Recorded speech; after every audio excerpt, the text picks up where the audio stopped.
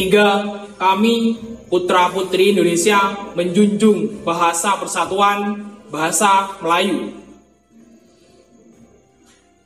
Saya setuju dengan usulan Anda untuk bait pertama dan kedua. Namun, untuk bait ketiga saya kurang setuju. Di bait pertama dan kedua sudah menggunakan istilah Indonesia. Kenapa di bait ketiga tidak menggunakan istilah yang sama?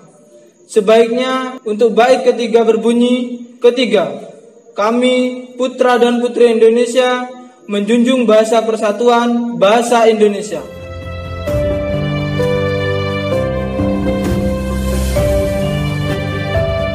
Sebelum kita mengakhiri kongres kedua ini, kita membacakan hasil dari keputusan hari ini.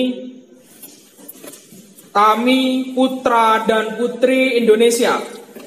Kami putra dan putri Indonesia Mengaku bertumpah darah Hari itu, yang satu. 28 Oktober 1928, seluruh organisasi pemuda melebur dalam satu wadah bernama Indonesia Muda. Hari itu, 28 Oktober 1928, Perhimpunan Pelajar-Pelajar Indonesia, Java, Sumatera Nenbon, Batak Bon, Islam Nenbon, Celebes, Ambon, Sekarukun, dan pemuda kaum Betawi melebur menjadi satu Indonesia Muda.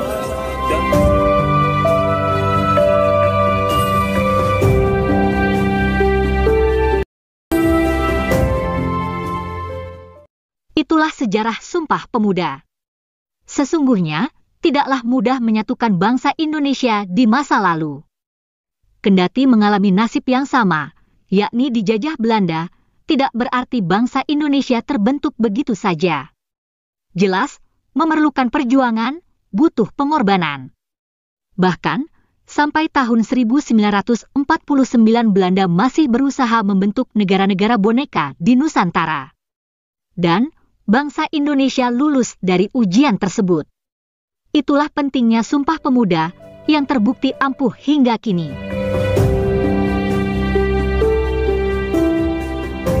Jadi, bagi bangsa Indonesia, urusan yang sangat penting sudah selesai.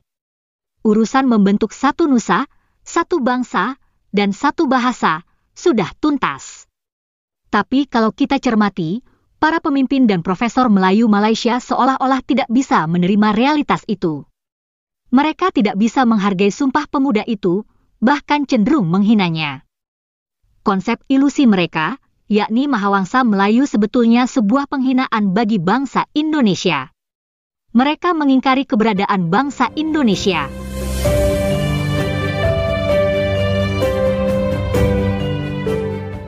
Begitu juga soal bahasa Indonesia.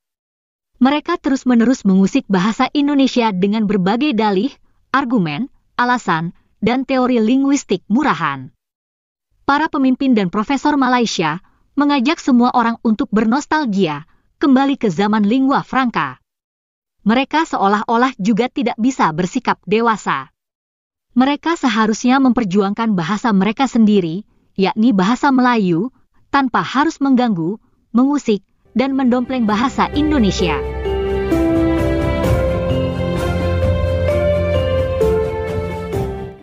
Seharusnya, mereka justru lebih mudah menghargai bangsa dan bahasa Indonesia, karena mereka sendiri belum mampu mewujudkan hal serupa. Seharusnya mereka bisa menghargai hal yang dimiliki tetangga, karena hal itu tidak mudah diraih. Anomali sikap para pemimpin negeri ujung Medini itulah yang selalu menimbulkan tanda tanya. Apalagi sikap itu ditularkan lewat pendidikan secara turun-temurun. Inilah yang juga memunculkan kesan bahwa negara tetangga selalu bersikap kekanak-kanakan.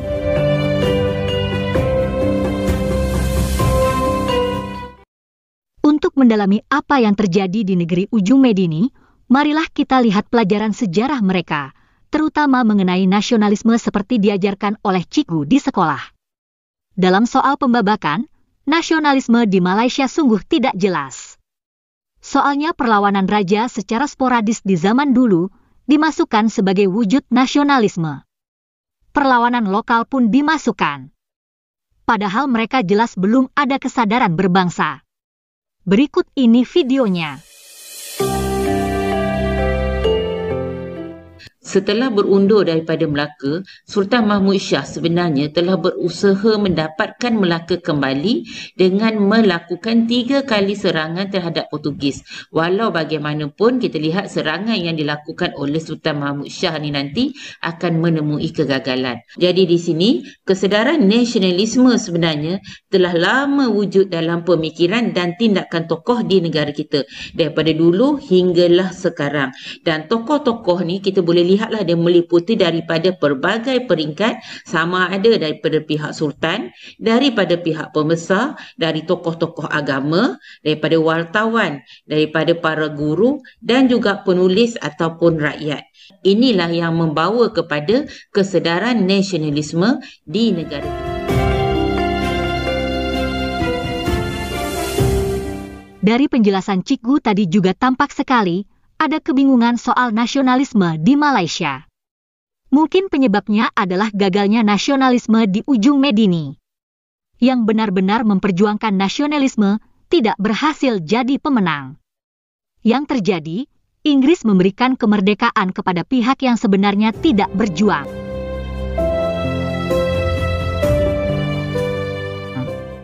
Sebagai perbandingan, mari kita lihat mengenai perkembangan nasionalisme di Indonesia, seperti digambarkan oleh Cikgu yang sama.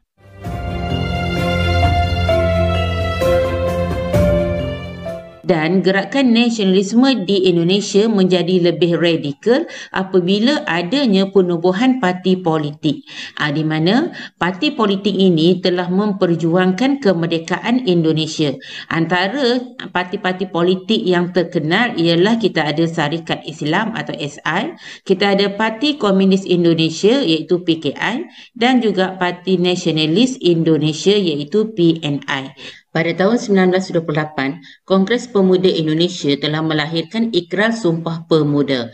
Terdapat 3 asas dalam Sumpah Pemuda ini untuk mewujudkan keutuhan negara bangsa, iaitu yang pertamanya ialah satu tanah air, yang keduanya satu bangsa dan yang ketiganya ialah satu bahasa.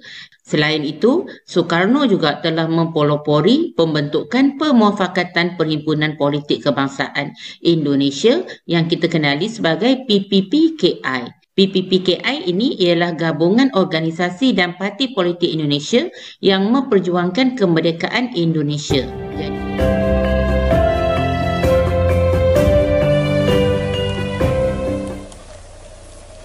Terima kasih ya teman-teman sudah menonton video kami. Tetap sehat dan semangat. Sampai jumpa lagi.